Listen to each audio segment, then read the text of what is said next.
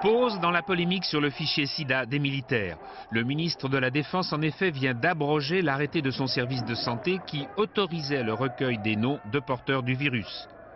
Explication des militaires. Il nous faut ces informations lorsque nos soldats ont besoin de donner leur sang sur les théâtres d'opération.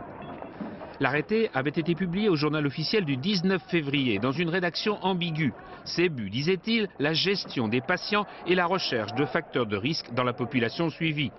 Ce qui revenait à la constitution d'un fichier des séropositifs. Les informations étaient destinées à l'hôpital militaire L'Aveyran à Marseille. Elles visaient, semble-t-il, une centaine de personnes. Le fichier, déclare le ministère de la Défense, a été mis en place avec l'autorisation de la CNIL, la Commission nationale informatique et liberté. La CNIL vient de préciser les conditions dans lesquelles elle a donné son accord pour l'accès au fichier. Son accès est strictement réservé au seul personnel médical du service. En aucun cas il n'est prévu de transmission d'informations à l'extérieur et notamment à la hiérarchie militaire. C'est un usage strictement médical qu'est réservée cette application informatique. Le journal L'Humanité ce matin avait rendu public les protestations de 3 associations de lutte contre le sida.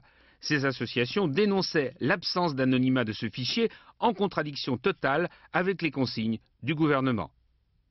Nous contestons le fait que nous n'avons pas besoin de données nominatives pour étudier des souches virales et pour étudier les risques de transmission dans des populations données. C'est de la sociologie, c'est de la virologie et on n'a pas besoin d'avoir le nom et les dates de naissance d'une personne pour cela. Satisfaction ce soir des associations.